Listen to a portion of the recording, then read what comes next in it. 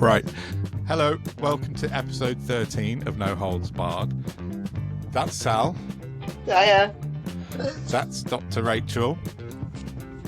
Hey, and I'm Don. And welcome along to, I just said episode 13. And unlucky for some, unfortunately. Thankfully, it's not Friday the 13th. But we've got another special guest this week, as you'll notice if you're watching on YouTube or Spotify. Would you like to say hi and introduce yourself, Rachel? Hi, I'm Rachel.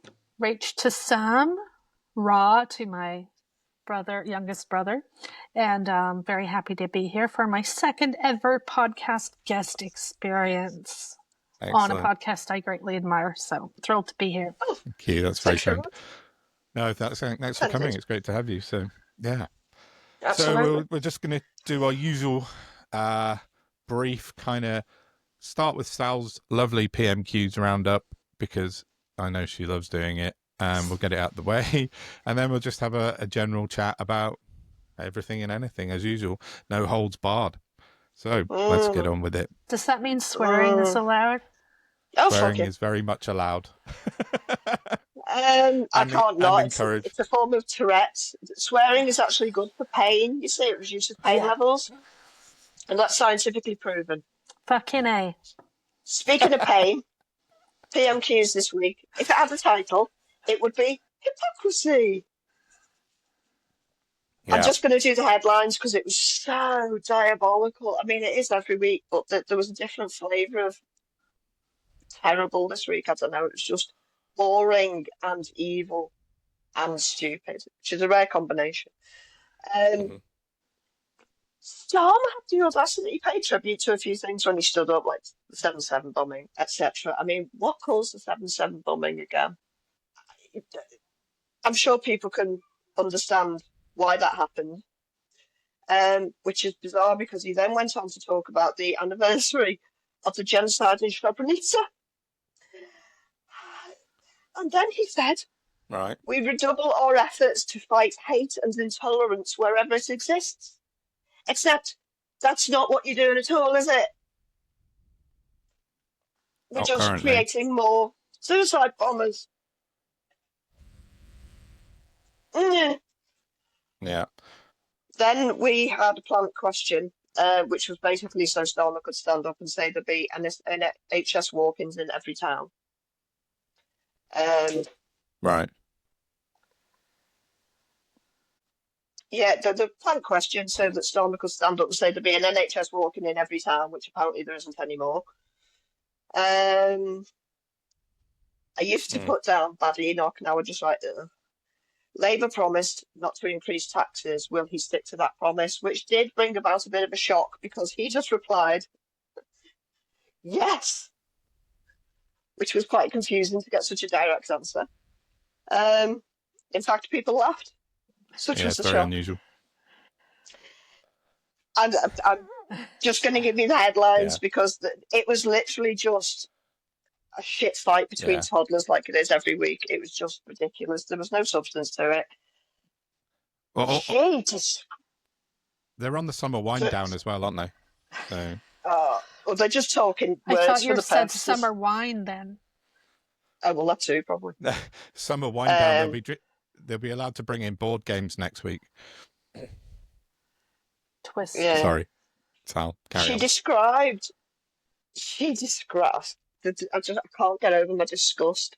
She described giving 28% pay rise to doctors who haven't had a pay rise in over a decade as weak. I hope she requires a lot of surgery during the rest of her life. So I just,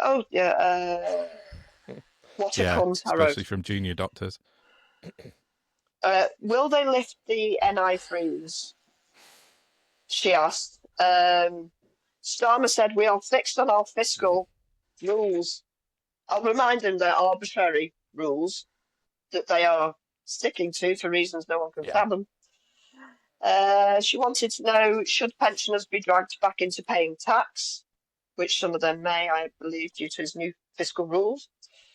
And he said he wasn't budging on it and basically went on to deliver some sort of sermon and pass the words. She highlighted the council tax promise that they said they wouldn't put up council taxes when in fact council taxes have gone up. I didn't think council taxes were the business of government. I thought they were regional decisions taken by councils, beleaguered by the pitiful amount of money government gives them. Maybe government correct. tell them what to do. I don't know. Mm-hmm. But she basically said how we'd done a U-turn on that. And he said... that was a Farage line that she's nicked there. He countered it by saying she's got to know, because if they were in that position, they wouldn't reverse it either.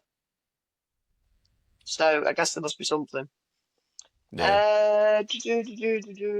Oh, yeah, and she shit herself about wealth taxes. So she had to bring that up. And it was quite nice for the first time ever to see Keir Starmer swerve a question.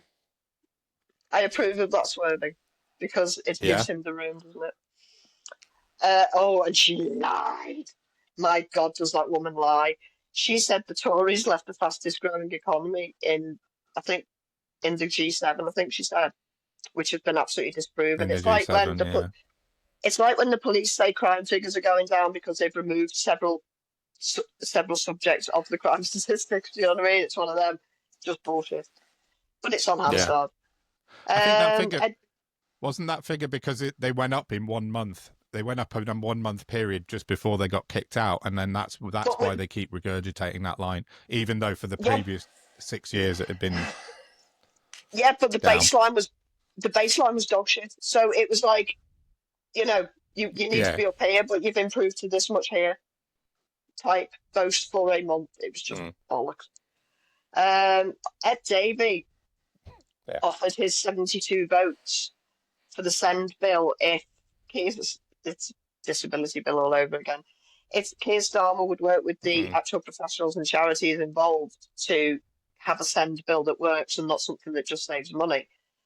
And Starmer came back and he said it's absolutely not about saving money. It does need reform, but we will work with the people we're already working with to fix it, which clearly they're not doing very well, or Ed Davey wouldn't need to stand up and question it. So it's that we know best thing, isn't it? Yeah. It's just outrageous. Yeah, he's just a twat. I don't know what to tell you. Sorry. And then I turned it off because I just couldn't anymore. There just seemed no point to it, and it was burning my brain. So yeah, there's the headlines. Fair enough. PMQs, rubbish. So as usual. So you didn't make it to Farage's question. I couldn't even. You didn't get to Farage's question yet. I've lost the will to live. Don, can you tell me about? Will it not be in the reform roundup? Yeah. Are you going to put it in the roundup? That's number 1 on my reform roundup list. Well, there you go. Sorry? I don't want to take it off you. That's your area of knowledge, not mine. So cool. I did it on purpose. Yeah. No, I lost the will to live and I don't care. Thanks. Sorry. Yeah. Yeah, PMQs is the quality's just dropping off a cliff every single week. It's horrendous. It's not been good for a number of years, but it's beyond. Well, no, it hasn't. But Badnock's taken it to new lows, I think.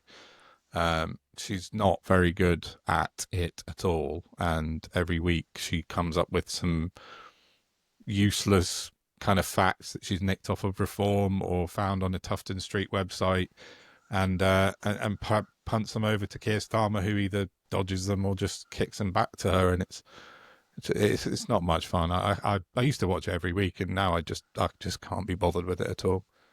She's like a very big dog. Yeah. I think we've said before, like, I think she's fighting for her life. I think she knows she's on borrowed time now. I think by conference season she's probably going to be almost out the door, and I think she's just trying to scrap as hard as she can. But in scrapping, she's coming across as this kind of petulant kind of student politician doing some sort of debate in the common room, and it's not good at all. The Tories have fallen a very, very long way, but she's evil, man. She's just evil. Yeah.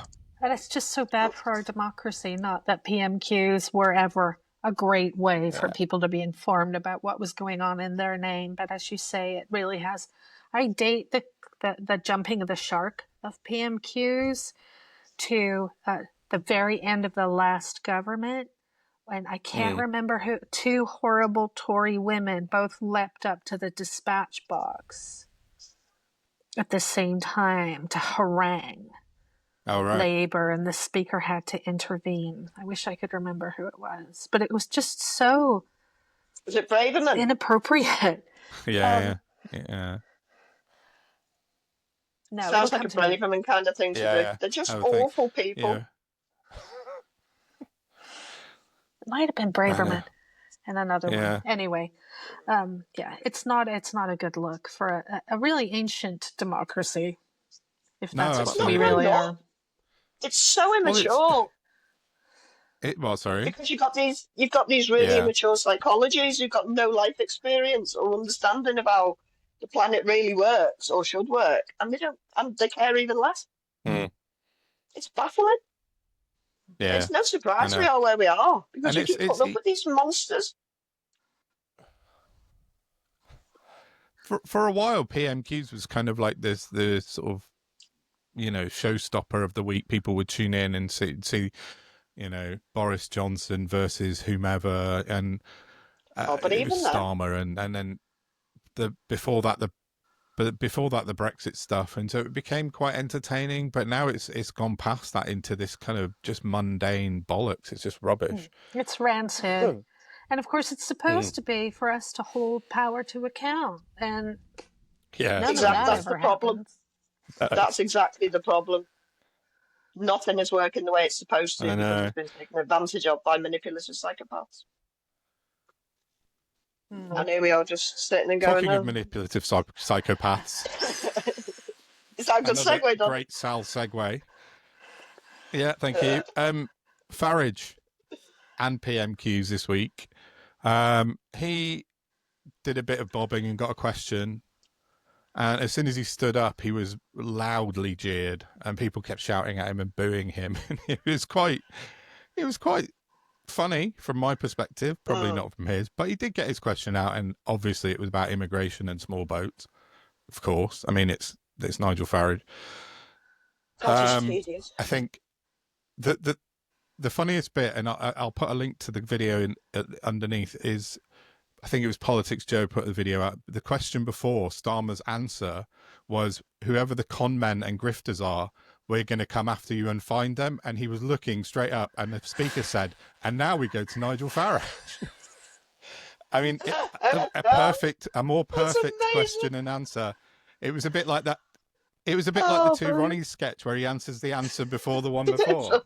And it was perfect. Oh, brilliant. And so then Farage had to stand up, and everyone was immediately laughing before he'd even opened his mouth because of what Starmer had said. But it got even funnier because after PMQs, Lee Anderson reforms. Sorry? Do you think he did it on purpose, Starmer, knowing Farage was going to stand up after he'd said? Or was it just happenstance? He was looking straight at Farage when he said it, yeah. He was looking at him. I think marvelous. Yeah. But it plays into Farage's hands, though, doesn't it? Because now he can do his whole victim martyr bit. I mean, I still blame Barack Obama for everything that's happened in the USA, because he took the piss out of Donald Trump at the White House Correspondents' Dinner in front of everyone who mattered. And the narcissistic injury was so huge that we are where we are now. Yeah. So I think it's dangerous to have that bit of fun in the short term. What can be done with it in the long term is not great. Yeah. You're absolutely right. Yeah, exactly. I think because the instincts just go in it. But you're absolutely right. But what made it even funnier later on was that Lee Anderson, their chief whip in inverted commas, raised a point of order with the speaker and stood up and said he was very upset by the way Nigel was treated. He was really upset by the way Farage was treated, and that he was so loudly booed that barely anybody could hear him. And his quote was, sorry, let me just get it right. Oh yeah. We in Reform are not in the business of dog whistle politics. Really? Was there more laughter? Well, there was barely anyone left, but the people that were there found it very amusing. Yeah. He's literally said on camera Reform apparently repeatedly. are not dog whistle politicians. He's admitted that he would use immigration as a wedge issue. That is literally posh talk that I'm going to be a racist dog whistler. I know. One It's thing that insane. gratifies me about your podcast is that you very often discuss politics in the context of psychology. Mm-hmm. And I for think me, that's the that's only my way we're biggest going thing. to Like, fix to me, it. it's rarely about politics. It is about I think it's the only way we're going to fix it, because Rach. for years, we've been in an abusive relationship. And I've written about this for Byline Times, for Byline's Cymru, when I was editor-in-chief of it. That until we recognize this, it's never about politics, it's about psychology and us being gaslit, about projection, all the rest of it. And until we can move past that, there won't be true governance. Mm-hmm. Unfortunately, capitalism breeds psychopathy because it's a greed problem and an entitlement problem. And then you create these monsters who have got, all they can do is outdo each other. So they're perpetually getting worse and worse and worse as we are experiencing. And I genuinely think it's the only backdoor we have to fixing certainly our democracy and, the rest. I'm not saying we fix the rest of the world, I'm saying, but I think if other countries that have this issue, it's their only option. We need to make psychological testing mandatory for positions of power, civil service and government. That's it as far as I'm concerned. And you know what? If you get in and do the job and you do it well and properly, I keep writing this over and over again. You get paid on a corporate level, like you probably should do. Oh, and then do you know what? Maybe you could try. Then when you've got all sensible people with rational, sane brains in, you could make everything work well, and you could make people well and happy, and maybe even have a functioning country. It's so stupid. That'd be nice. Yeah, I know. Yeah, the narcissism. Oh, that was hard to say in this heat. The narcissism involved in our current politics is off the scale, isn't it? I mean, we're in one narcissist up against another narcissist, and that. Yeah. I was raised in close proximity to narcissistic personality disorder, and in a paradoxical way, I'm really grateful for that now. Because realizing that and coming to terms with it probably 20 years ago, I could have an unofficial PhD in the subject, and so I spot it more easily, and I'm able to see it in places where people present it as something else, and that's very useful. I just wish that was more widespread. But the more we talk about it, the more it will. I mean, it should be. I mean, light is a disinfectant, and I agree with you. There should be a filter to keep people with such behaviors away from positions of power. And that itself, would be problematic and open to abuse. I'm not suggesting that would be simple or always fair, but it's essential. Because one person, look at Trump, one person can damage the entire world. Yeah, the whole planet. And all the billions of people in it. It's that dangerous. Yeah, it's terrifying. Yeah. I think we'll talk a bit more about Trump later for sure, because obviously stuff's been in the news this week about him again. But So sorry, that's a Farage. Yeah, well, that was my Farage point. I just found it funny with his PMQs thing.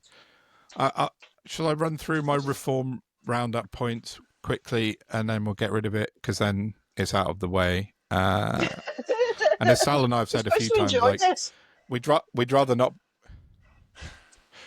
not be talking about these guys, but because everyone else is, we have to. You know how it is, and if everyone stopped talking about them, then we definitely would. But at the moment, we have to just sort of try and. I can't wait for them to go away. And they're doing a really good job of trying to get rid of themselves. So they're doing a fantastic job of it. Like that's one of my points, which I'll just find now, because I was going to make a list this week of reform councillors that have here we are, left, been suspended, resigned, what have you. But the ever amazing Reform Party UK Exposed account on Twitter, who I'm now in contact with, and they're really, really cool. Yeah, good guys, put aren't out they? a list before I could do it, so it saved me a job. And they've had 13 to date councillors dropped out, suspended or resigned, 2 MPs and 1 chairman. Not bad going since May. Over the course of So £1 as million you said, they're doing a brilliant by job. elections. Yeah, they're doing a fantastic job of wiping themselves out bit by bit. And it's not a slow drip feed. It's like quite a torrent of people leaving at a rate. So yeah, well, they don't actually want to govern, do they? Just as Farage, as an MEP, never turned up to fisheries or anything else, unless there was something in it for him. Exactly. But I do worry that people will still vote for them, despite all of that, and despite their clear hypocrisy, talking about, Doge and waste. How much money have they wasted by forcing by-elections? Their MAGification of the UK, a phrase I believe I have invented. They are MAGifying our country, and they are succeeding outside politics in doing that through social media and stuff. So I want them to go away, but I am not taking my eye off them either, especially when it comes to Wales, which I'll talk about later. Yeah, let's talk about really that think in a minute, because that's a... Well, I think that's going to be a real litmus point in how successful reform can be, because I think if they are sort of remotely successful in Wales, then there is a real concern. I think, they're polling at the top at the moment, as they are in Britain. I still don't think that's really realistic in when it comes to voting, but we'll find out. And I think the Welsh vote will be the first big test of that, I think. Yes, it will. Yeah, it's the next. Excuse me. It's the next big battleground. And definitely. Yes, they're pulling on top. So are Plaid Cymru, but as you said, Reform get all the attention. Plaid don't. Plaid have the same number of MPs now, but they don't get invited onto things because being rational just isn't clickbait. No, that's it. But Welsh Labour, have been running Wales for many years and are not doing a great job of it. And their promise was, once we have Labour at both ends of the M4, it'll be great for Wales. Well, it hasn't been. And Wales is being sold out in all kinds of ways. We're shortchanged and then expected to be grateful for that. Where often, I'm sorry, I know I don't sound Welsh. My hometown is Llangollen. My dad was Welsh. I just grew up in Canada for a while and picked this up. So I am nervous because a lot of people will be deserting Labour, but who will they be going to instead? Lib Dems are not that strong in Wales at all. Not in Wales, no. I think the Wales Green Party are great, and they've gradually made inroads, but they're just not strong enough to that leaves Plaid. And I think that Reen Pureworth, the leader of Plaid, is great, and I think their messaging's great, but it's just very rational. And people don't necessarily respond to that. So no, it could be interesting. But if some more big reform scandals happen in the meantime, because we've got till next May. Yeah. There's plenty of time for them to fall to pieces. We will see what happens, but it's definitely something we have to keep an eye on, and they're putting a lot into it. They are a lot, really going for it, aren't they? Yeah, I've seen that. Yeah, but Beth Rigby has got some big piece coming out about reform in Wales. But in her tweet about it, she talked about the Welsh Assembly. There hasn't been a Welsh Assembly in years. I wrote a whole piece for Byline Times about this, how Wales is ignored until it's either seen as a problem or presented as a problem, or until it suddenly becomes politically useful, and then it's all over the news. But when you get people in London talking about Wales, they often get it very wrong. So that's a problem. Yeah. I think, we'll see. I mean, as you say, we've got plenty of time until then. We've got nearly a year until, was it 10 months or something away until that happens. So, But America had 4 years to stop Trump. After he'd fomented sedition, and now look. The Democrats really royally fucked that one up, didn't they? The difference, though, is that Reform are like dress-up Republicans. They're not like the real deal. They've got no substance. They haven't got Musk's money or Trump's power. Like Farage isn't Trump as much as he might want to be, and he never will be. And he just doesn't have the gravitas that Trump carries towards, that MAGA feel from Trump. Do you know what I mean?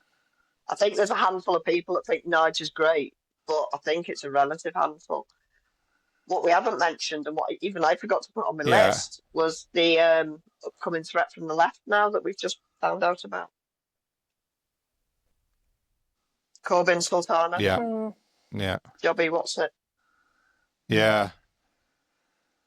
I don't know why people keep saying it's splitting the left, because the left's gone from Labour. The Labour are centrists and people with hope. Yeah. So it's all it's all still a long way away, isn't it? I just worry about who's behind Farage.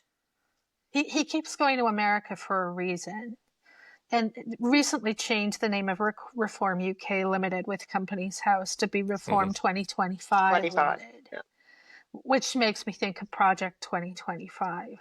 And you know he's engaged with all of those people. I can never forget him leaving the Ecuadorian embassy years ago when Assange was still there, holed up. And someone who worked across the street spotted Farage going in to the embassy and was on his lunch break, I think, popped out for a prat or something, saw him, and then tweeted about it. And someone from BuzzFeed picked it up and raced down there in time to catch Farage on his way out and said, "What are you doing in there?" And he said, "I can't remember." He was literally still on the doorstep. Yeah. And just after that was the whole WikiLeaks that really helped bring Hillary Clinton down. There's so much. He's attached to, connected to so many people in this world. I mean, just read Carol Cadwallader on him. Yeah. That concerns me. It's not just his power, it's what's behind him, who's around him, what money is there, where's it from. These are the I think Steve Bannon's the linchpin in all of this on both sides of the Atlantic with Trump and Farage. He has been, since Brexit, basically been sort of behind Farage and sort of, I don't know specifically, he's not been bankrolling him, but he's been finding the right people to send the money towards Brexit Party, the Brexit movement. Is it 9 or 8 of the jobs he's got as well? Reform as well. So yeah, you're absolutely right. But who's employing him with all these other positions he's got? 10. But you know about plus there's the PAC now, right? GB PAC. Yeah. Oh, fuck off. No, I'm not Americanising it. That's we don't have that's an American thing. We have think tank twats. And that is, very much a reform entangled thing. Yeah. I think. Yeah, that's Ben Habib, isn't it? He didn't he set up the GB The Heritage PAC? Foundation. Ben Habib. Well, that would be the Heritage Foundation, will it? Reform? Yeah. Because it's Heritage Foundation that's running 2025. Oh yeah, that's Turning Point. They're part of that, yeah. But they're all tangled up, aren't they? Them, Tufton Street, the lot. The worst thing this country ever allowed to happen was to allow think tanks to set up in Tufton Street. Another wonderful Thatcher legacy. Yeah, absolutely. I know. Exactly. Ironically, yeah, it's something that Sal and I talk about a lot. Is in the malign influence in the media, and an awful lot of it comes out of that one location in London, doesn't it? And they are bankrolled on high levels by fossil fuel, oil and gas, hedge funds in All Dubai. the worst people in the world. GB News is owned by a Dubai-based hedge fund, Saudi. Paul Marshall. Absolutely, everyone that you could think that is you wouldn't want in charge of anything that is basically Lex Luthor or a Batman baddie. These are the people And that are usually a running foreign one. everything at the moment and controlling the media. Yeah, we're not running We spend ourselves a by lot a of long time chalk. talking about them, but at the other end of all of that, Sorry, Rachel, go on. Yeah, sorry, Sal. There's a delay. Also, my ADHD interrupting habit. Apologies. It's all right. Don't worry. At the end of all of them, you have the sort of people, some people in Wales may vote for reform because they see it as a ray of hope, even though they voted for Brexit and will themselves say that was an error. Yeah. And it's the same absolutely. people involved. They may well vote for them again because they just need hope. They're looking for hope. Mm-hmm. And I just edited and published a book called Austerity in Wales, Leveling Down, Austerity in Wales. I'll send you the link. And please. it's a collection of articles by wonderful Welsh people about lots of different aspects of austerity in Wales. And one thing we need to collect more of is the lived experiences of people who've been impacted by austerity. The figures are horrifying. The level of child poverty in Wales is horrifying. The amount of things that need to be done to get that country really right and to stop people's suffering and desperation. It's huge. It's a huge task. If Plaid, for example, did win the Senate next year, they've got a major uphill battle on their hands because of the legacy left there. But no one hardly talks about austerity even anymore, even though Labour MPs of all people voted for more of it last night. I've got it on record. So I think we need to keep it on the agenda and keep talking about it. Rach, I had a Labour MP on Blue Sky tell me I had a ding-dong with her because she told me austerity was over categorically, and I went, how dare you? How absolutely dare you? And she was like, why are you picking on me? Austerity is said to be over. It's insane. Sorry. Yeah. Do you want to name and shame them? Antonia Bance, I think, or Bunce or something. I don't know. It was on Blue Sky. It was ages ago on Blue Sky, and I just thought, how dare you? In fact, it was so long ago. I think it was not long after the election. It was like maybe September, something like that. She's like, austerity is over. And I'm like, who for? Yeah. Who? Wow. So, for them, for the politicians, it might be. Sure. Yeah. I mean, some of the Labour politicians in Wales were parachuted into safe seats last year. They're English, not Welsh. Oh, she's definitely one of them. The death of austerity has been declared over and over, year after year, of course, since 2010, really. But to me, it goes beyond gaslighting. It is abhorrent because research suggests, and it's increasingly hard to unpick this from 2019 onwards because of the impacts of Brexit, which is in itself a form of austerity, and COVID. But up to from 2010 to 2019, it's quite possible that over 1 million people were killed by austerity, who died, who wouldn't otherwise have. Yeah. And of course, it's only certain communities, and it's more of an impact on women, it's more of an impact on minorities, it's more of an impact on the disabled. That's more than twice as many people died in World War II at home and abroad. Yeah. And yet we have this annual poppygasm every November for the people who died in that war 80 years ago. We have a wall of hearts for people who died of COVID. We don't have any such remembrance for those people. It's a democide that wasn't even noticed. World War II, Hitler is recorded as murdering 250,000 disabled and vulnerable people. 250,000. The Tories did more than 4 times that. Deliberately. Cameron knew exactly what he was doing. And you're absolutely right. So we put this book together. They're all articles that were published in Bylines Cymru in February while I was editor-in-chief still, and into March. When I said, who cares about austerity? Do you want to write about it? we had a WhatsApp group of 30 people overnight. Oh, People wow. really care about it. Yeah.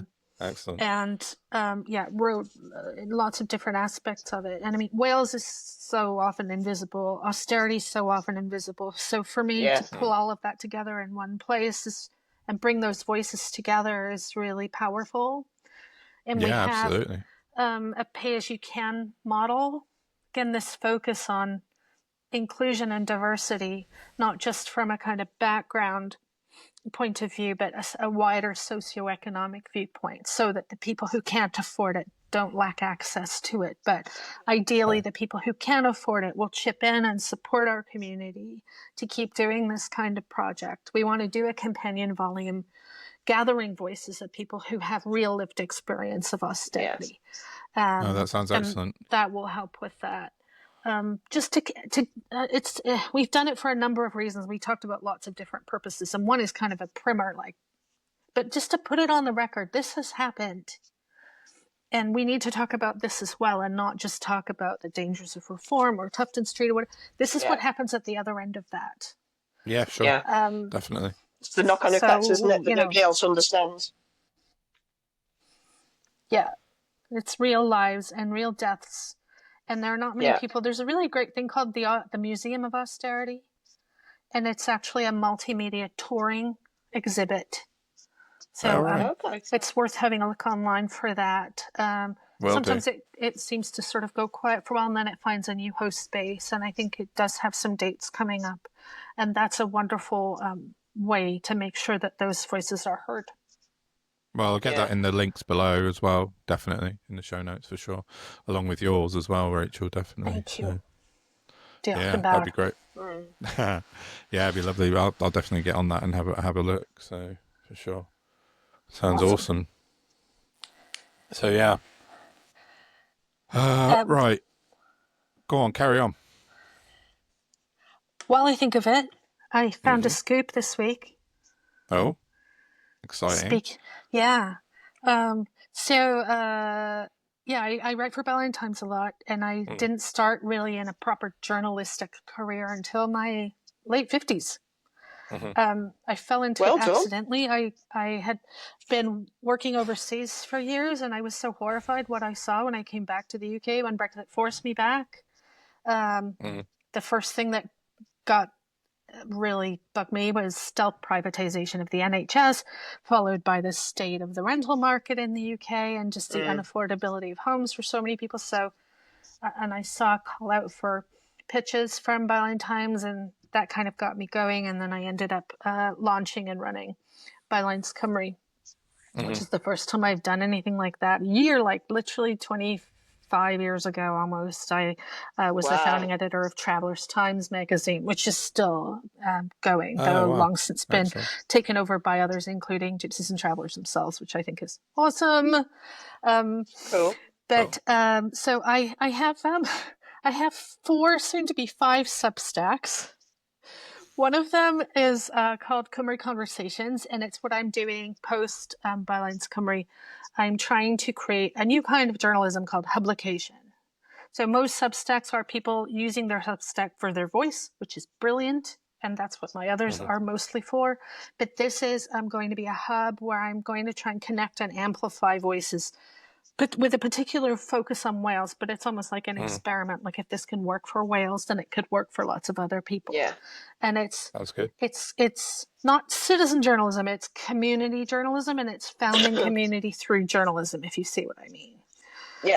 So, for example, there's lots of really great campaign groups in Wales. If I can convince them all to start their own Substacks and then connect them through Substack, and they can do live videos together, or the possibilities are endless because it's not just for writing. You can have live video, recorded video, podcasting, anything you want on it. And again, it's free. So it hasn't got that socioeconomic barrier. It has other barriers, like as a neurodivergent person, doing a live video took about 2 days of my life away in terms of my nerve endings. But it was still worth doing, and it was partly worth doing to have learned the lesson that, okay, don't be all, it's so easy, anyone can do it. Well, actually, there are other costs for some people. who may not be confident in doing such a thing, but it's I good still to know can't. that. I still can't go on TikTok. Right? Like it's very exposing and nerve-wracking. But I think it can be worth doing. But I think we need to acknowledge it's not always, it's easy, but it's not.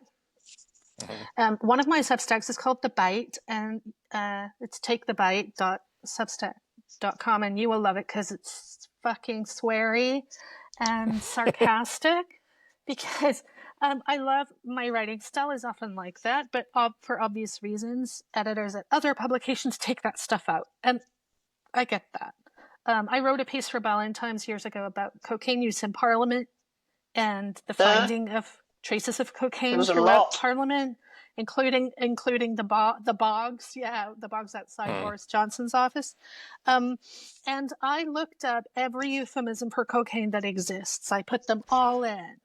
Electric sherbet, Colombian marching powder, you name it, I had it in there. I thought it gave it a bit of a kind of, a fun voice, and it all got taken out. Did it? But I'm nearly 60. I'm at the age psychologists say that you should, really kind of love your wounds and really welcome your shadow side. So The Bite is where I let her out to play. Do you shadow work? I've been doing this. Yes, I'm doing my shadow work through the fucking Bite. And about 3 years ago, I'm cat sitting in Paris right now, and I was sitting at this exact desk with this exact same ancient cat. She was even ancient then. And I read about, do you remember the 70 billion pound net zero contract? Does that ring a bell? Yeah. So there were 2 people in Penzance, except they're not. It's just where their business is registered. Oh, yeah. Who were apparently handed a contract worth 70 billion pounds.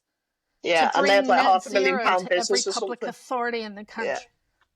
Yeah, I do know. That's right. And it was handed to them by an equally small business on a farm in Hertfordshire. Yeah. And the press obviously leaped on this because of the figure involved. But then they said, oh no, it's just a framework contract. So what they did was basically they pulled that figure out of their ass. They looked at the whole value of net zero work in the UK to get us net zero compliant by 2030, which was 140 billion, and just cut it in half. So it wasn't really worth that.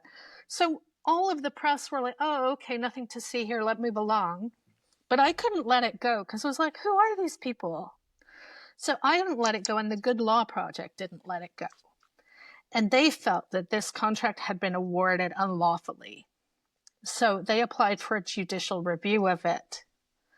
And in the following November, when everyone had already moved past this story, the awarding body didn't want to have to fight it in court, so the whole thing got dropped. But I looked into these people, and their story, the backstory of how they're connected around the world is wild. It takes you from the island of Sarawak in Indonesia to the Wolf of Wall Street and Leonardo DiCaprio to the Panama Papers.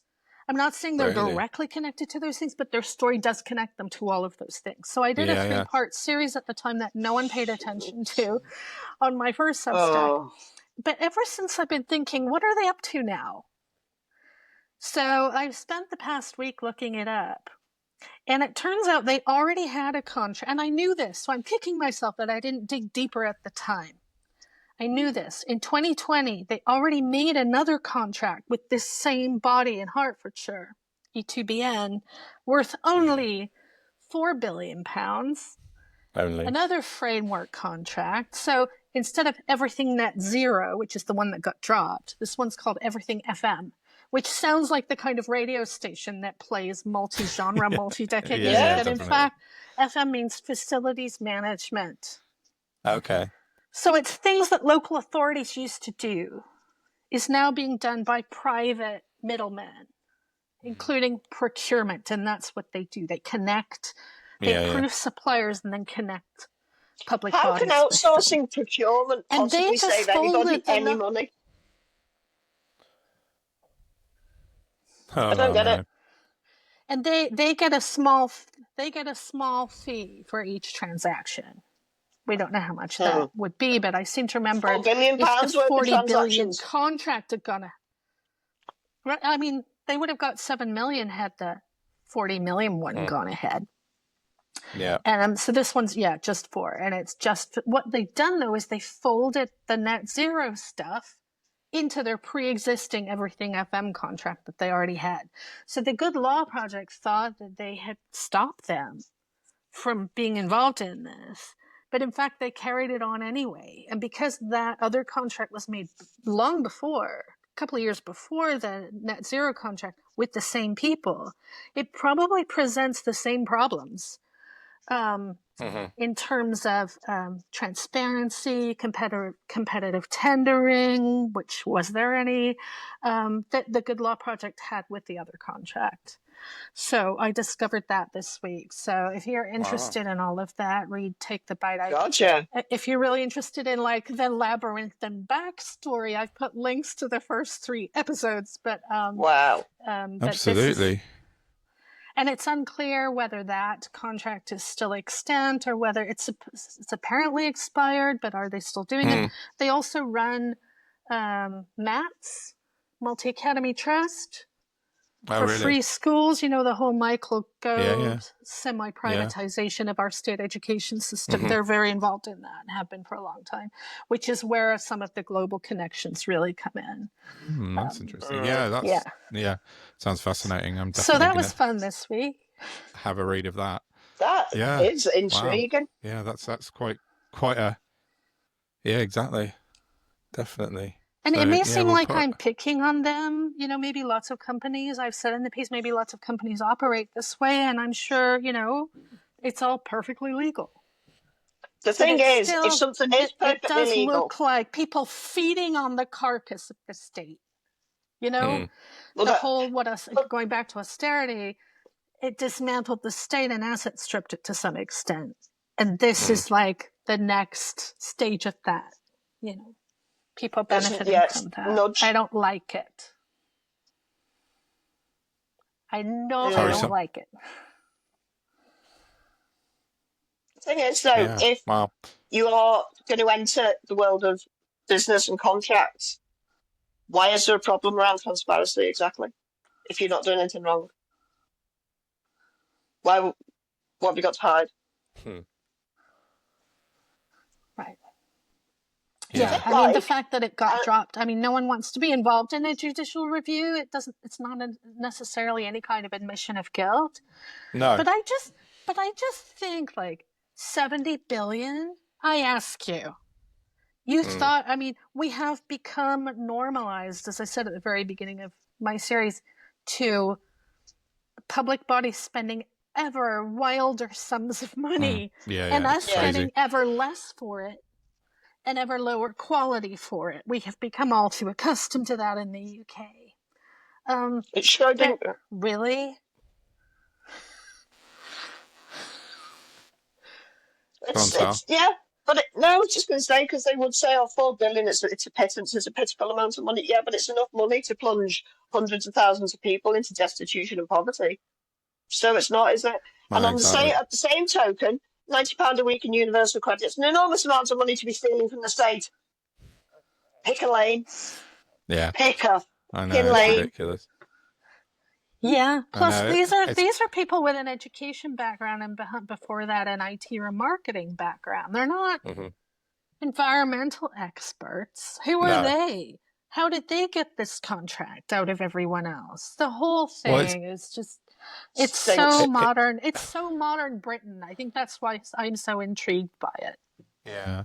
It's got a real whiff of the PPE kind of COVID situation about it, hasn't it? Where it does a bit. It's all over. Millions and billions was just being thrown around willy-nilly by everybody, and like you said, we become normalized to these it's only 200 million, or it's only, £1 billion, and like, why are you cutting 4 billion in welfare bill when you're chucking out 100 billion or 70 billion or whatever the number is to these sort of phantom companies who are just said, oh look, we can do this, Can Or you? these, Yeah, sure. it does Here's some remind money. me of that Catherine Yeah. Tate sketch. Yeah. I can do that she used to do. Yeah. And it's funny you say about PPE, because I began part 1 of the Prophets of Penzance series saying exactly that Matt Hancock gave Test and Trace to Dido Harding, Yeah, exactly. who was on the board of the Jockey Club, and he gave 777 million or something to Randox, which is a sponsor Yes. Yeah. of Aintree, also with a COVID and Cheltenham, contract, and that MP who was While disgraced her MP Owen husband was a spad. Patterson was involved Which in one? that, and his wife was on the board of Jockey Club, which owns Aintree, and he was involved with Randox was his paymaster. Yeah. It's that whole, it's connections. Yeah. It's all intertwined. Yeah. Definitely. Anyway, have a read if you're interested. Definitely. I quite enjoyed Oh, looking that up. But kicking We'll get a myself, I link. didn't do it sooner. Yeah. It's I never need too all this- late, though, is it? No. These And I things need wrote to to the come Good out. Law Project and was like, thank you for your great work. And by the way, the thing that you thought you stopped from happening, it happened anyway. By the Still way. going, yeah. Cool. Unbelievable. Well, I mean, it's not. Excuse It's me. just like if we had journalism, this would have been picked up by the papers.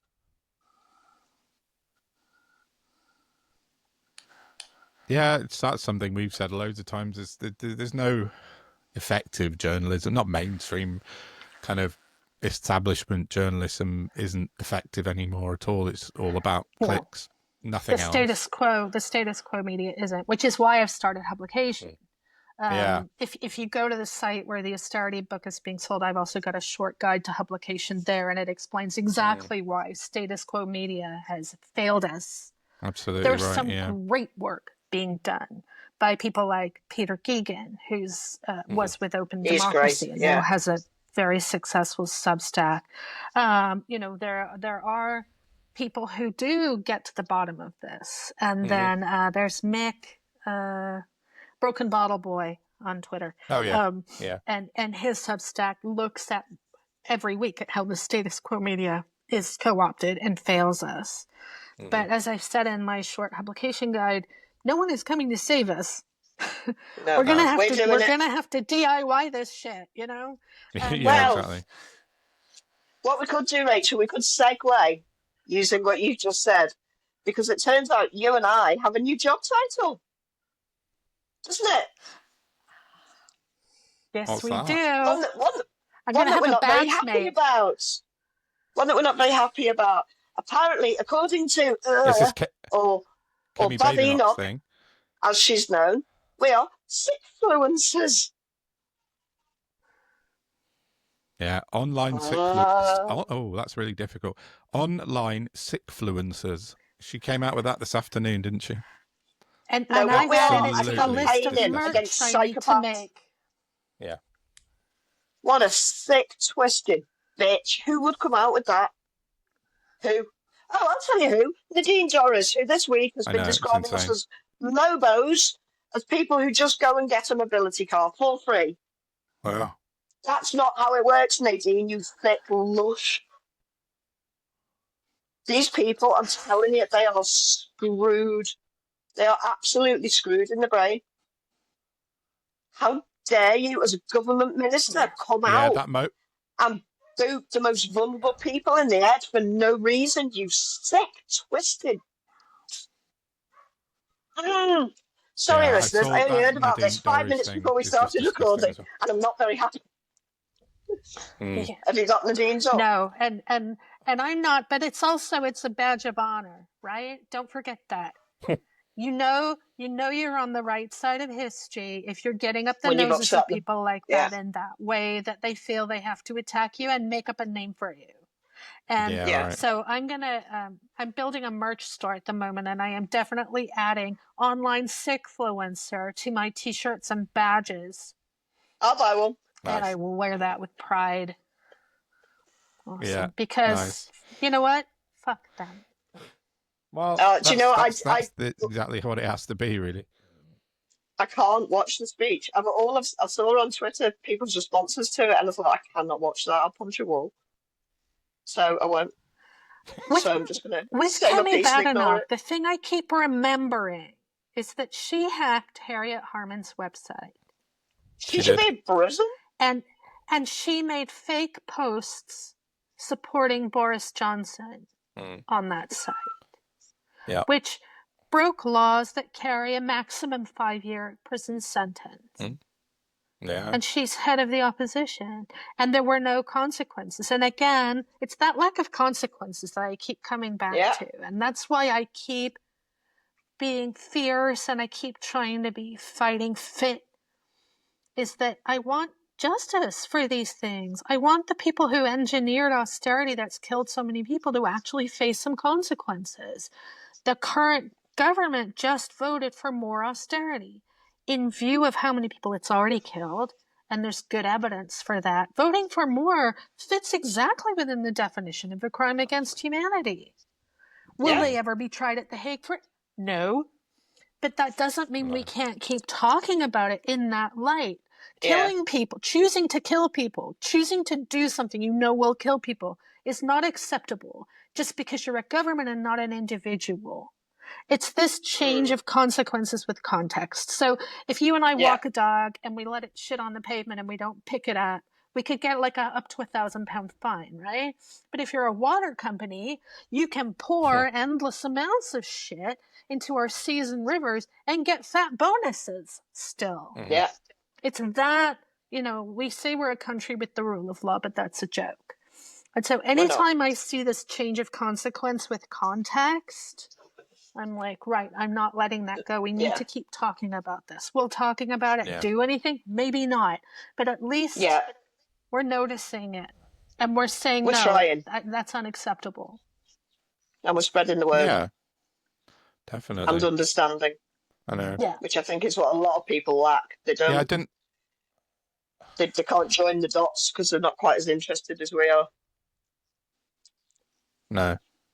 But they when they hear it, they're like, oh, thank God someone's talking about this. It does actually help people feel less alone and less hopeless to know that somebody's keeping this on the agenda. Somebody's noticing this. So it's valuable. Yeah. It's valuable work. I think so. I think that's what we try and do every week and try and bring up these things. And as you say, that when we're talking about the media before, they get missed out because it's not interesting enough to people. It won't generate enough clicks for money. So it's left to people like us to kind of do the donkey work and bring up the sort of the stuff that isn't being put on the front page of the Daily Mail or Nigel Farage's TikTok or GB News or whatever, where all the money's being generated from. Or, the offshore billionaires that pay their paychecks don't want to talk about.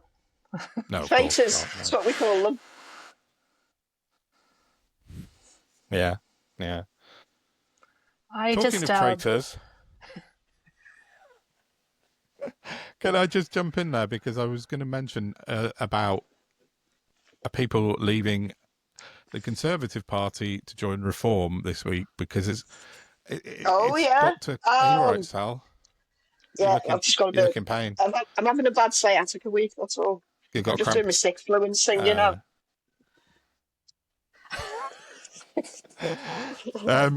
What was I saying? Yeah, so I just wanted to say that was one of my big things on Reform this week, and it's made me laugh a lot, is that the amount of Tories that have joined Reform now is kind of off the charts. Ooh, Rach, while I've got you, sorry to interrupt, Don, but just to piss on your chips a little bit. Rachel, do you know anything about Jake Berry and property in Wales? About Jake Berry's property deals. So Jake Berry's property dealings in Wales. It is on my radar, and that's all I'm going to say at the moment. Okay, excellent. Do go on, Don. Sorry to interrupt, love. It's absolutely fine.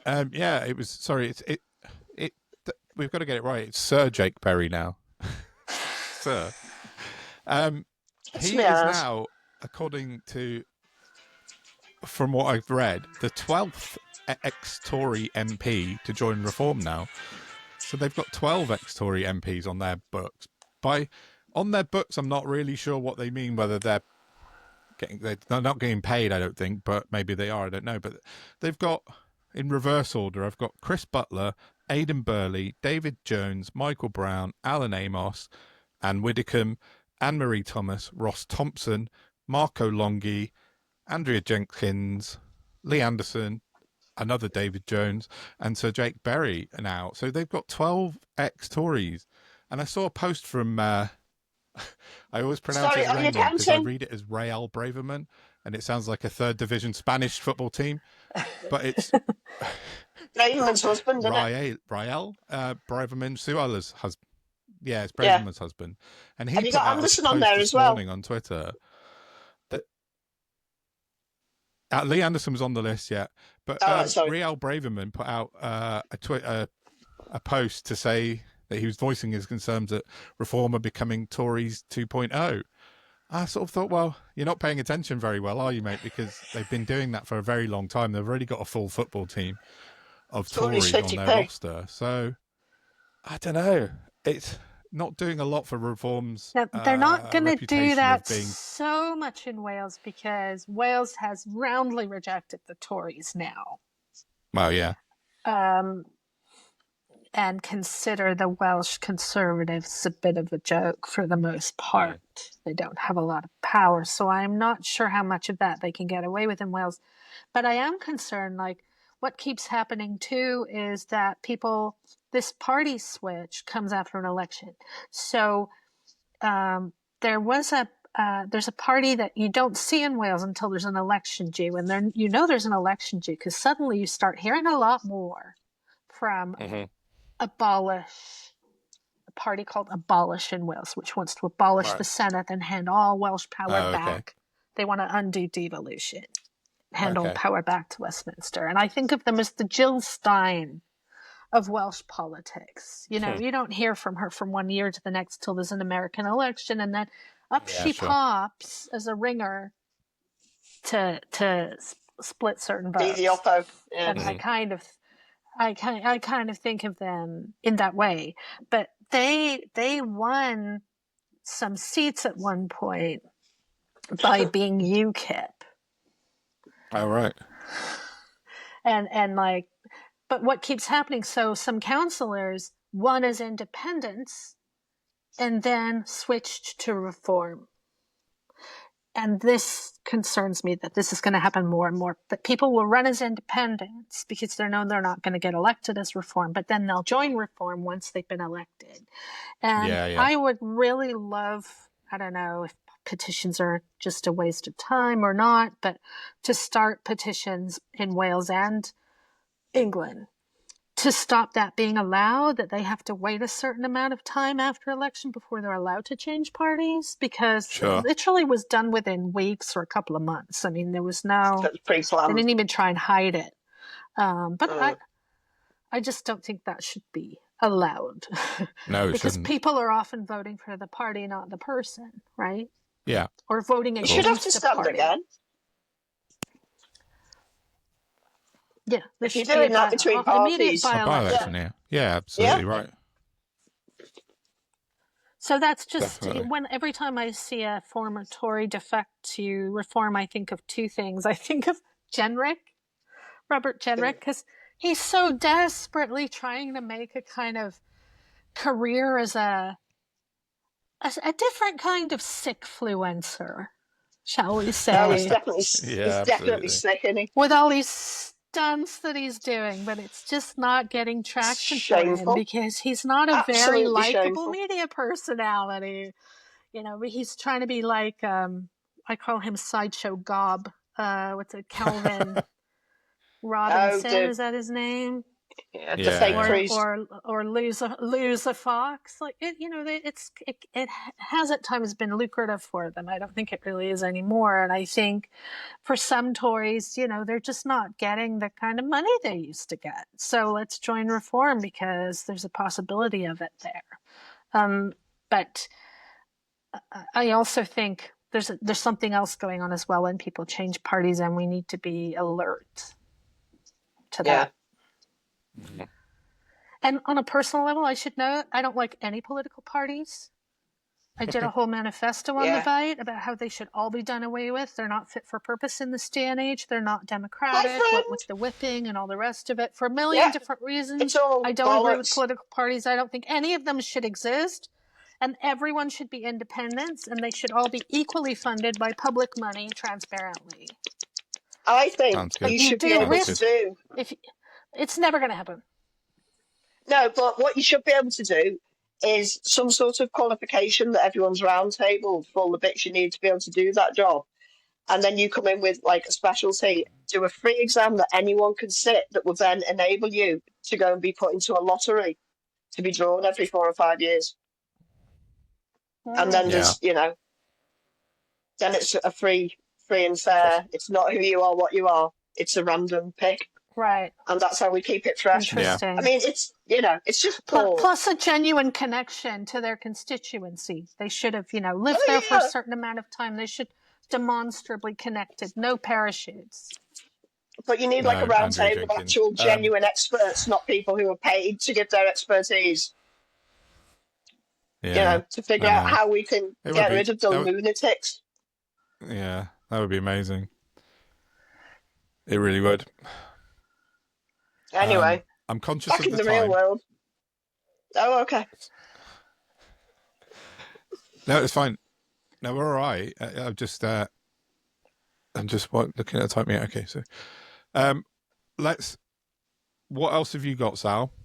You wanted to talk about something else specifically? It's not terribly important, but it turns out Ghislaine Maxwell's in prison for nothing. Yeah, Did so you it know? seems. Did you know? Yeah, I mean, it's quite incredible. Jeffrey Epstein killed himself for nothing. It's quite the newsflash, but apparently the Epstein wasn't recording. Yeah, the Epstein client list doesn't exist in the best Barbra Streisand moment I think the world's ever going to see. So, well done for stepping up the investigation, Trump, you fucking dick. Yeah. Unbelievable. Okay. All those Lolita Express flight logs, meaningless. This would be a good time to mention my theory that the P-tape was never a P-tape. Someone heard P and thought it was a different P. When in fact it's P for pedophile. Okay. Yeah. That's my personal conviction. And Trump can sue me for defamation over it because I would love the discovery phase of that. That's fine. Yeah, absolutely. I mean, the fact that Pam Bondi, the Attorney General, for people who don't know in America, thick as fuck, posted a video and was interviewed in February saying, I've got it on my desk. It's sitting waiting for me to look at. Okay. And now it's miraculously evaporated under Kash Patel's amazing FBI stewardship. God. He's lost it. He's just a bro, isn't he? He's just a bro they've shoved into a high position. He's a bell of a bro as well. Tech bro, definitely. It's unreal. I don't even think he's that. He looks thick as shit. And he sounds also thick as shit. Every time I see him on interviewed, he looks like he's on something. He doesn't seem really connected to the real world. He's a bit like Elon Musk in that respect, I think. I think they're a bit K-hole. K-bros, yeah, exactly. Well, to be fair, Rach, I was going to invite you to use any word you wanted. Yeah. Well, these tech broligarchs, I think if, when you apply for a job and the job description has like desirable and essential, I think being thick of shit is under the essential list for that administration, to be fair. Seems to be. Do as you're told. Do as you're told. Take the money, piss off. Also, as nutty as squirrel shit, like, I think, they fit right in. Yeah. I just, again, wonder if there'll ever be consequences, if these people will ever go to prison. But at this point, I'm not even convinced there'll ever be an election in America again. Well, that's the worry. Yeah, exactly. It's just all happened so fast that I feel like I'm living in a surreal dream world most of the time. Yeah. It's taken me years to figure out that it's not me that's mad, it's the world. Yeah, exactly. Yeah. Well, it certainly is in America at the moment. It's absolutely nuts. But as you said, surreal doesn't even touch it, I don't think. And it's sort of spreading. luckily not as much as I feared. I don't know if you know Brittle Star. No. That's his name on Twitter. He's a really great Canadian comedian. He has a great new book Oh, out no. that involves cats. You should check it out. He's very funny. And there's a GIF. One of my favorite things about Twitter, which I will always call it, is their really stupendous GIF collection compared to anyone else. And there's a really great GIF of him peering out of a curtain into a blizzard, holding a bag of ketchup-flavored chips, which is very Canadian. Yeah. And it's basically Canada watching America right now. But we very nearly had MAGAfication in Canada, and there's still places like where I spent my teens, Alberta, which there's a whole separatist movement now, and the premier of Alberta is a total she's very MAGA. It's still a danger, but thank God when they replaced Trudeau. Disney Prince Prime Minister Justin Trudeau. Yeah. They did it with a guy who I don't like what he did to our money while he was involved in the Bank of England, but he's a much better prime minister than the alternative offered, which was like someone who'd fit right in on Trump's cabinet.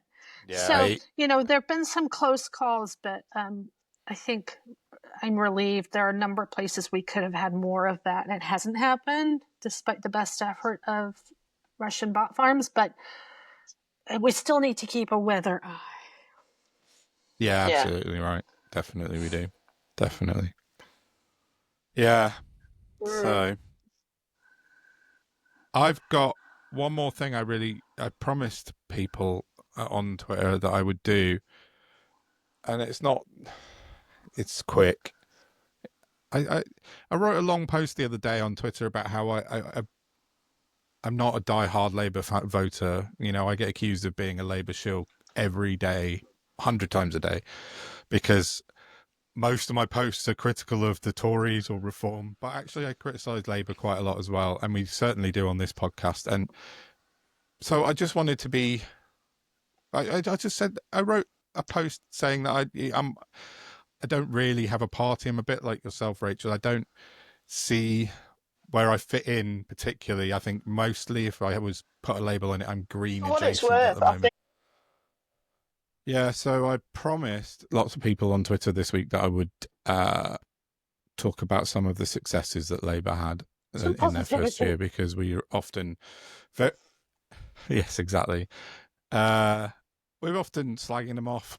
They've made some absolutely ludicrous mistakes, and we've called them out a lot, and rightly so, but they have done a few good things, and I just wanted to say, to be fair, that was it. A few of the things that they've done, which I think are probably worthwhile and might actually achieve something. Not all of them are up to speed yet. Not all of them have passed through yet, but things like they've said that they've got 4 million extra NHS appointments, and their NHS 10-year plan was announced this week. Things are moving forward with the NHS, although junior doctors have decided to go on strike again. But things are slowly getting better with the NHS, but it's going to take an awful lot, isn't it? But what else have they got? GB Energy launched. They've said, I'm unsure, but I think it's not a negative thing. I think it could potentially lead to something quite good if it goes through the way they planned. Is that a big if or a trade deals? Yeah, they've secured trade deals with India. The what? Sorry, is the that big if. Yeah, if? it is a big if. Yeah, it is a big if, but we'll see. So the trade deals with the EU was very good, I think. The US is still unclear what's actually happening with that, and the trade deal with India was good. So they are all positive economic wins for them. What else have we got? Ninja Swords outlawed. She's written this. I'm getting this information from Ellie Reeves, by the way, MP. She put out a post and listed a load of stuff. They scrapped the Rwanda scheme. That was a good thing, obviously, definitely. Nursery, school-based nurseries rolling out. Again, work in progress. What's that? I heard murmurings of it.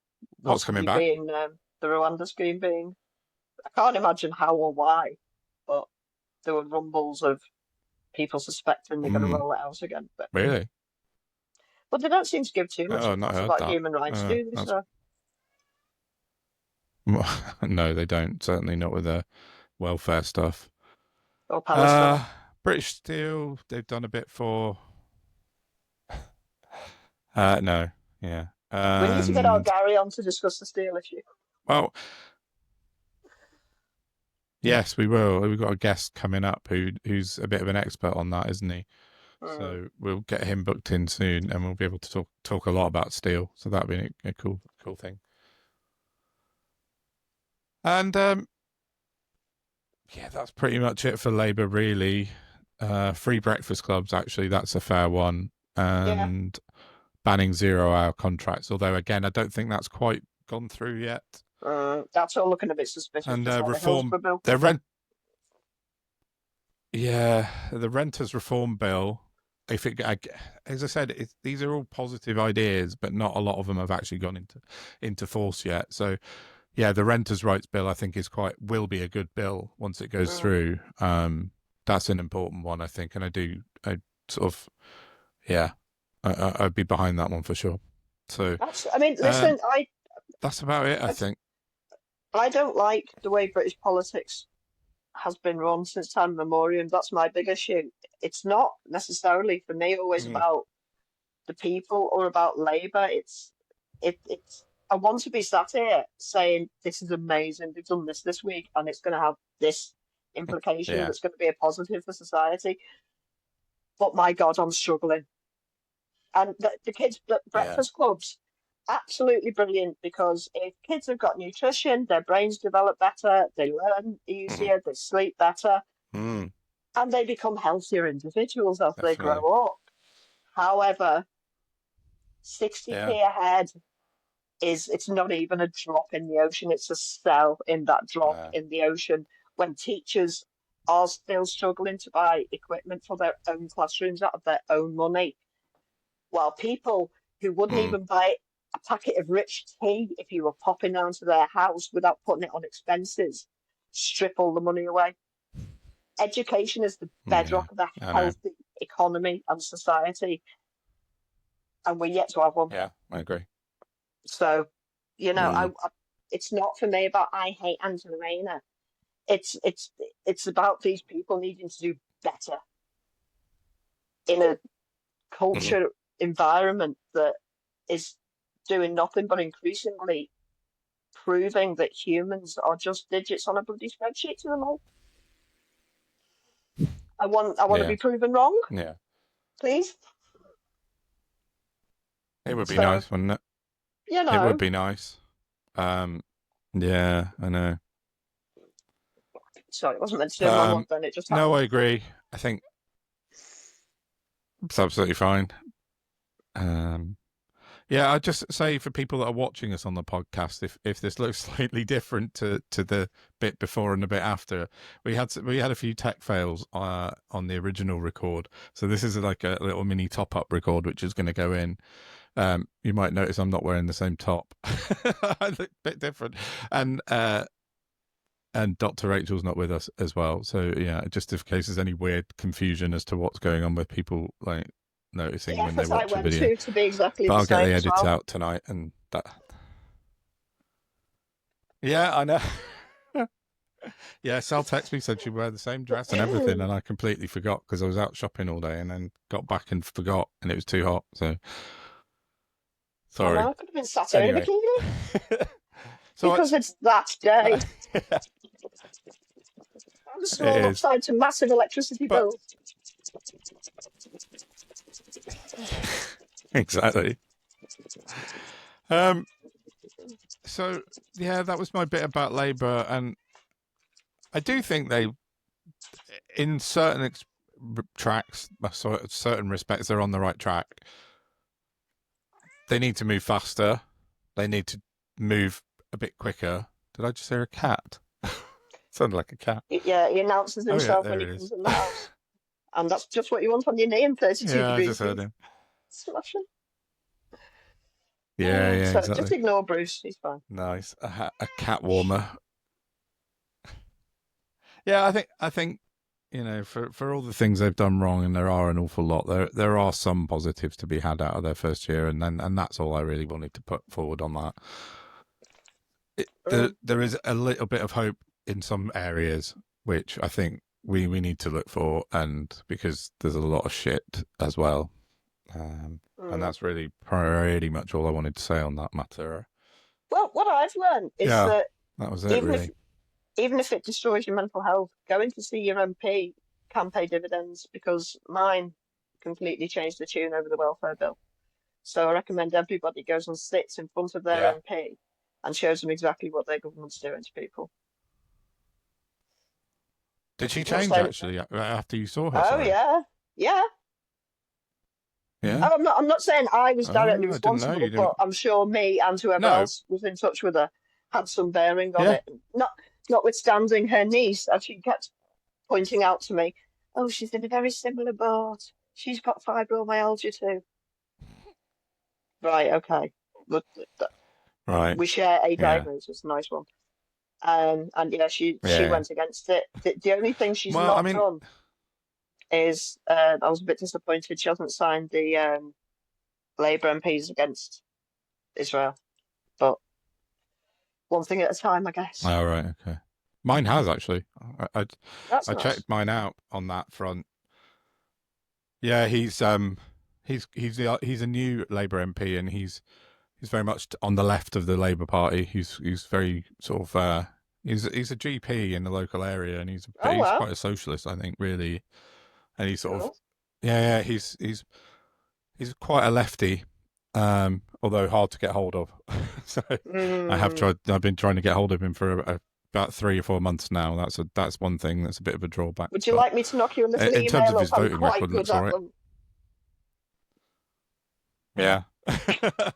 Obviously, I'm joking. We could do that. You're more than capable. But I've got a turn of phrase that people really, really struggle to say no to. Okay. I'm just not very good at we should market that. I know. I've moved mountains when I've had it in me to make a complaint. We could put templates on our website when I finally get round to finishing it, and sell templates for people. Not offer them to be downloaded. Do you know what? Was dead interesting though? And I'm using interesting when I probably should use different words. But she was so misinformed. She was literally spouting Labour lies at me when I went to see her, and I had to literally take them apart with knowledge and facts. And she sat there just like a little guppy fish, an 83-year-old guppy fish. No, I remember you saying at the time afterwards. Here's the proof. And you're the MP, and yeah. So just disabuse them of their falsehoods. Yeah. We might get somewhere. Yeah. Yeah, well, definitely. That's an improvement, isn't it? Anything that to change their minds and make a difference is a good thing. So yeah, awesome. Yeah. So I think I'm just going to say, because we're out of this time continuum loop on our episode, so this is not Thursday. This is actually Saturday now. Just for people, give it away now. But I would like to point you to something that I found out and wrote about yesterday about Doge. Go to my Twitter feed; it's my pinned tweet. Basically, Doge have nothing. They have the same access to anyone's data that I have. And in fact, it seems like with decent councils like West Northamptonshire, I've probably got more in access because they were so friendly and gave me way more than I'd asked for. And they're a very diligent and exceptionally well looked after council. Yeah, exactly. But go and have a look. Just have a look on my Twitter. It's the top post. It's a long article, but it's worth a read if you're interested in reform and how Doge, Zaya Yusuf's pet project, basically is a smokescreen of bullshit. That's my sum up on that. All of it completely in total, a balloon of nothing. It's just angry entitlement and saying it words. Really is. And they've got nothing to be angry Yep. about. I wouldn't It mind. really is. It's faux They got outrage, nothing. isn't it? Yeah, completely. It is. Well, that's the thing in the article. It's a bit. It's quite telling for me. One of the documents that they sent me was information requested by Doge of the council in advance. They haven't met them yet, or they haven't even requested a proper meeting yet. But what they've requested is really like they want to know about asylum hotels, HMOs, demand-led services, adults and children's social care, home to school transport. This is stuff that Doge have requested from West North Hants. It's all kind of wedge issues. It's kind of like that culture wars stuff. They haven't really the stuff they're requesting might save them a bit of money, but it's not really about saving money. It's about creating headlines. But you know, that's all it is. It's headline So they just want grabbing figures stuff. that they can But they twist can't. into nonsense. Yeah, exactly. They want to use it for their propaganda and sort of headline, as you said, faux outrage bait. But And they if all just these haven't got anything. They councils can't. Go on. are having to seek legal advice, who's paying the fees for that legal advice again? Yeah. Who's Well, saving that's money? it. The councils are. Yep. So one of the things I wrote, I'll just find it.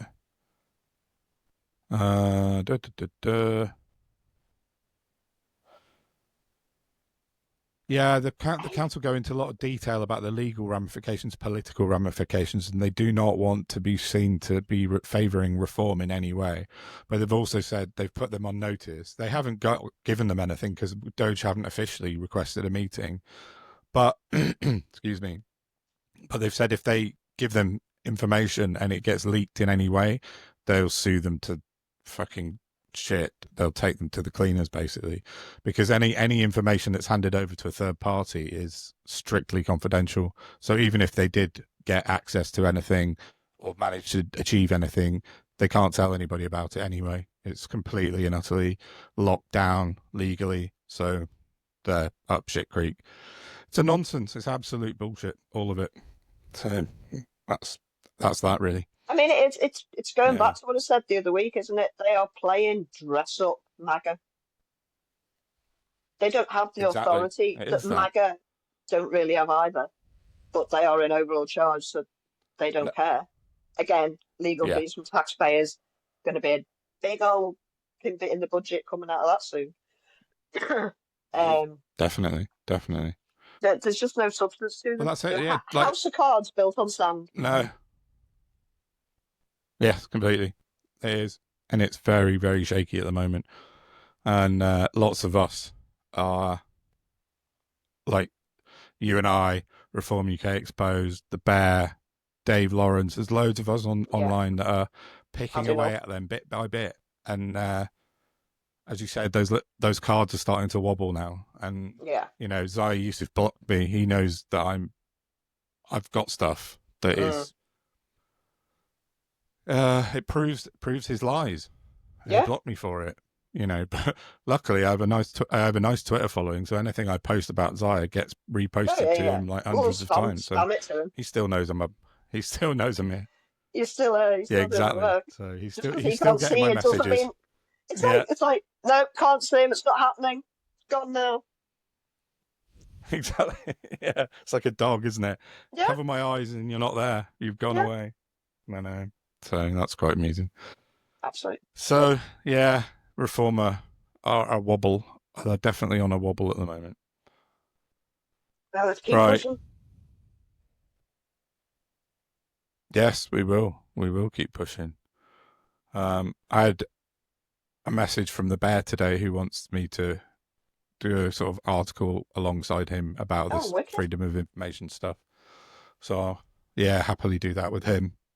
I haven't replied to him yet, so if he listens, he'll see it before I'll reply to him before this goes out. But he's asked if I'll sort of collaborate on an article with him, so that's cool. But yeah, I think there's definitely a momentum building against reform because we can see the cracks have appeared and the light's shining through now, and they're just falling to pieces. So they will not. The worse it gets, they will not Yeah. react well and to did it. you see Ed? No, they won't. There will be Did you many see more Ed Davey put tantrums in to an come. official complaint to Ofcom? I did. I was going to Yeah, they raise were. that. Yeah. Yeah. For what it's worth, but at least someone's doing it. Yeah. If we all did it, it might make a difference. Yeah, So I now need to go I know. copy and paste whatever he did and then It send it to might. Ofcom. But I mean, we need Yeah, but at overall least change, if don't it's we? if We it's need coming change from in attitude of the government, and that's not going to happen unless we have Yeah. a genuine left wing coming up on the outside. Let's restore truth Yeah, and morality and integrity and transparency. I say restore, sorry, create. Silly me, I keep forgetting. It'd be nice, wouldn't it? Where for restore from when? Yeah, when did Well, that yeah. happen? When we thought that's what we had, but it was all still pretend. Now we know it's pretend. Well, yeah, true. Yeah. No, well. Anyway, I think that'll probably, unless you've got anything you want to bring up, No, good. that'll be enough to fit in and fill the gaps. Yeah, cool. But do keep Yeah, that'll like, be share, good. I'll subscribe. fill the gaps. I know I say it all the time, but Yeah, definitely. the more people we can spread the message of truth to, the better. You shouldn't need a degree in psychology to interpret the news, but apparently these days you tantamount to. So, and it's wrong. Pretty much. And we've had enough. Yeah. On that bombshell. Okay, cool. Right. I am going to wrap it up because I've got a hungry son to go and feed. I'm glad to manage to get back in at the end. Thanks. Thank you to Dr. Rachel for joining us. It was brilliant to chat to her. She's a really fascinating person and loved catching up with her. Yeah, hopefully we'll get her back as well at some point soon to sort of update us on her investigations, and I'll put all the links to her stuff down below. That's cool. But yeah, other than that, from me, I've got nothing else. Please do find us on TikTok as well, remember. It has been a long one. We're nearly at 2 hours. Yeah, cool. All right, let's say goodbye. And we'll see you next week. Thanks for coming. See you later. Bye-bye.